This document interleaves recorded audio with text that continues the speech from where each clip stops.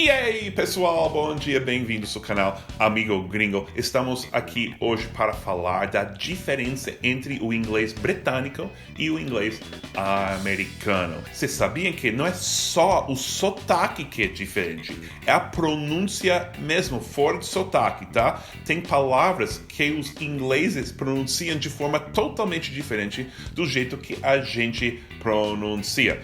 Estou pronuncia corretamente? Porque seria muito irônico, né? Pronunciar a palavra pronúncia errado. Mas acho que estou pronunciando bem.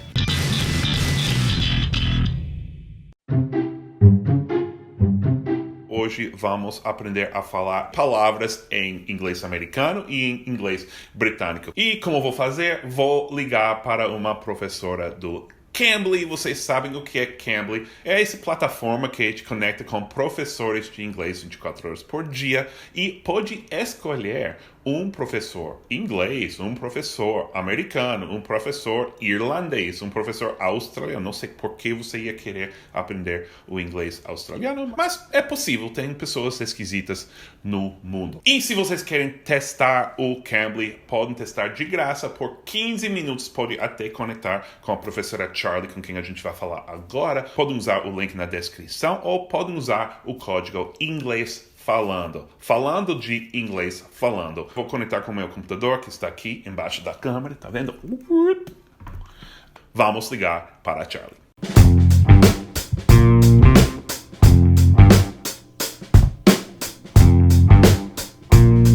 Hi, Seth, you're through to Charlie. Hi, Charlie. Thanks for joining me today. Charlie, can you confirm for me that you are British? I can confirm that is correct. What does an American accent sound like to you? Yeah, well, I guess we just know American from movies. Like, it's funny when you hear kids in England playing with their toys, they put on an American accent. Like when they're playing with their Lego, they're like, quick, we gotta get to the car. And we're like, where did that I can't come believe from? it. Yeah. Really? They watch too much American TV and movies. So I've never heard that before. yeah. So I guess when I think American, I think Hollywood and Right. movies and So when you TV. hear my voice, you're kind of thinking, he seems like a movie star. Yeah, maybe kind of. Come on, work with me, or work with me. Yeah. So yeah, what do you think when you hear a British accent? Well, basically, I think that the person sounds very smart. So if I were to advise Brazilians out there which accent to learn, American accent or an English accent, I would say if you already have a PhD, you can learn an American accent because you probably already sound smart.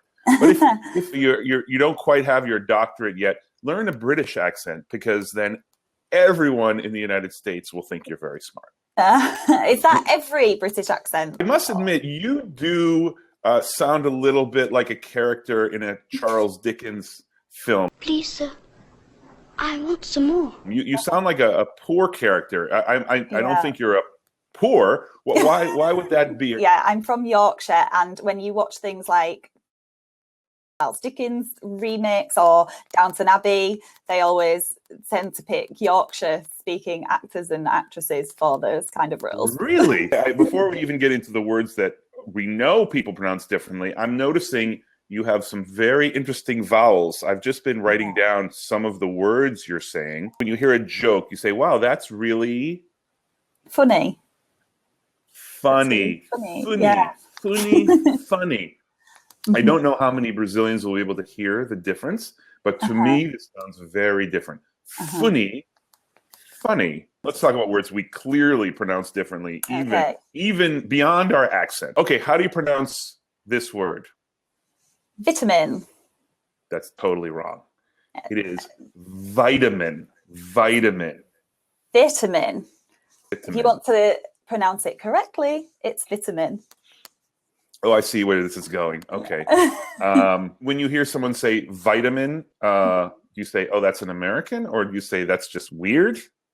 No, we know it's American. We have more people than you. So why don't you just go with the majority? Just start pronouncing things like us. Well, What I do you mean, think? we made the language. Like, it came from England. So I guess otherwise we'd be speaking Americanish, not English. That's a good point. That's a good point. Although you're talking to the wrong crowd because you're talking to Brazilians who think that the people of Portugal speak very strangely. And the Portuguese would say, but we invented the language. And the Brazilians say, you guys are crazy. Yeah. Speaking of Portuguese, can you see my T-shirt? I can see Can you it. try to pronounce that so all the Brazilians can hear you pronounce? Right. Sanfona and Triangulo Zabumba dois para la dois caraca. That's actually not too bad. This is a T-shirt that it's explaining music, a Brazilian genre of music called forró, which and these are the three instruments: sanfona, triângulo, and zabumba. Okay. And then these are the steps. So it's two this way, two that way. How about this one? That is aluminium spelt wrong. Spelled wrong. I prefer to think of it as spelled differently. So we would say aluminum, and you would say Aluminium. So you have an extra I in there. That's interesting. How about this word where you park a car? A garage. No, it's not. It's a garage. Garage. Yeah, I say garage. To me, garage sounds like a French word. You know, like I'm pronouncing it like French, like a garage. But you guys you don't want anything to do with the French, right? I mean, I wouldn't want to offend anyone. What is the general English view of the French? The general stereotype would be that they may be a little bit rude, but then that's obviously because as English we have the stereotype of being very like, oh, sorry, whereas they're more direct. You know what? Even Brazilians even think we do that. You'll hear some Brazilians when they visit the U.S. They say, "Why is everybody saying excuse me and sorry if they just like touch me a tiny bit, like on the street?" Yeah. Here's another word that comes from French. What's that word? A croissant. I like croissants. See, we would pronounce that more as a sophisticated French person, and we would say croissant. So the stress is on the second syllable, croissant. Doesn't that sound more sophisticated than croissant? Croissant. I don't know. I think, wouldn't the French be like croissant? Like, but then you just go croissant. Okay, so that's a good way of describing Americans. We try to be sophisticated, but we fail miserably. Right. What do you call the phone that you can walk around with? My mobile. So we would say mobile. Mm-hmm. But the thing is, we don't even say that. We would call it our cell phone. Yes. Yeah. Do you use that in England? Yeah, no, we don't use cell phone. That's like, that's another where we think, oh, that's an American. It doesn't really make any sense, right? Because a cell, like everything is made of cells. I was thinking cell as in like a prison cell as well. Like a cell phone. So it makes no sense to. If you use your phone in prison, it's a cell phone. If you're free to walk around, it's mobile phone. Yeah. Unfortunately, I think we're coming to the agreement that the British seem to do things more correctly than we do. What about the leaves or whatever at the flavor food? What would you call one of those? Herbs. Herb. A herb. Let me see if our audience can hear the difference between herb and herb. Herb. I mean, it's not a silent H. It's there for a reason. It's herb. Well, once again, you're going to lose the argument with Brazilians because in Portuguese, the H is silent. Is it the same word? Is it also erva? No, actually, well, in erva in Portuguese, there's not even an H on it at all. So they're on our side with this. What about the word DUE? Like when I have to return a book to the library, the book is due back. Jew. Mm-hmm. Okay. Actually, finally you're on the Brazilian side. Mm-hmm. They often will pronounce a D, J at the beginning of a word. We would say do, and you would say Jew. Now, here's an issue though. Doesn't that sound a bit like a religion, a religious person, a Jew?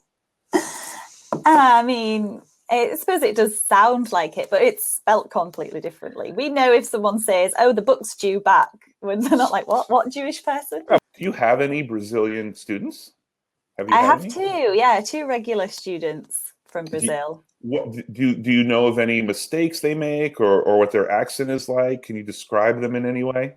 I guess one mistake they do make, but it is common in a lot of other countries as well, is pronouncing the ed at the end of words. This is a Yeah, very classic Brazilian. So, for example, I crossed the street. Yeah, exactly. That's common. But that's very hard because Yeah. even if you knew to pronounce it as one syllable, you don't really know whether it's a T or a D. Yeah. Uh-huh. So there's a whole bunch of rules which we won't get into. Yeah. But it's I crossed. In a way, they're kind of correct, right? Because it does seem like you should say crossed. This is a cut of meat. So how would you pronounce this word, F-I-L-E-T? A fillet. That's just completely insane.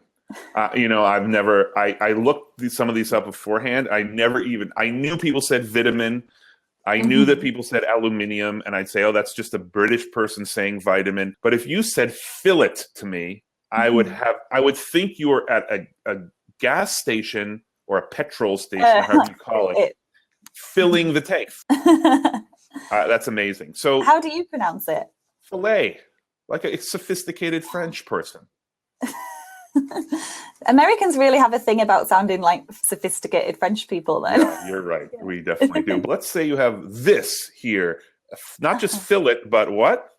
Mignon. You guys don't eat that? Honestly, I'm a vegetarian, so I don't even know. But even a vegetarian in the US would know that a filet mignon is a cut of beef. So whenever I've heard them say that on an American TV show, I thought they said flaming yarns. Like flaming. I was like, what's a yarn? Really? Like, I'll have some flaming yarns. That's what I didn't realize it was filet. How do you pronounce this herb? Oregano. That's insane. That sounds like origami, like the Japanese art thing, origami. It's oregano. I guess in syllables, origami, oregano. Right, but now you're pronouncing this in Japanese instead of in English, right? Good logic there. No. Well, no.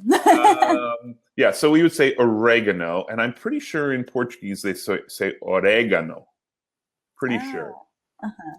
So in the battle of which is easier for Brazilians, I think so far Americans are winning, except for Jew. You really got us there. Here's the next word. Let's both pronounce it at the same time. Get it? Huh? See, it's a little play on words. Okay, 1, 2, 3. Simultaneous. Why would we pronounce those differently? You know what? I think you're right about this one. You know why? Yeah. Because we say similar. Yeah. But simultaneous. I'm beginning to come to the conclusion that the British speak more logically. Yeah, I think that's a good conclusion to reach. Yeah. Oh, well. So this has been a sad video for me. I still believe Brazilian Portuguese makes more sense than Portuguese. And I'm going to do one more little test for you. I love this word because in Brazilian Portuguese, it has 4 syllables. And in the Portuguese of Portugal, it has 1 syllable. Do you believe that? Yeah. Okay, so here it is in Brazilian Portuguese. Despertador. Okay, that's how I would have assumed it. An alarm clock. And here it is in like Lisbon. Anyway, Charlie, this has been great. So any Brazilian who wants to learn English with a English accent or a Yorkshire accent can find you on Cambly, right? How do you appear? My username is Charlie Raz. Yeah, it's R-A-S. R-A-S. I have a complicated surname. So yeah, if anyone wants to find me on there, even if they just had a question, to send me a message first, then I'll happily answer messages. Thanks, Charlie. Appreciate it. Thank you very much. All right. It was nice. Bye-bye. See you. Bye. Gostaram dela? Eu adorei. Eu acho que seria uma muito boa escolha se vocês estão procurando uma professora de inglês para aprender o inglês britânico. E, obviamente, podem usar seus 15 minutos de graça pelo Cambly, usando o código Inglês Falando, se vocês quiserem marcar uma aula com ela, ok? Tchau, pessoal!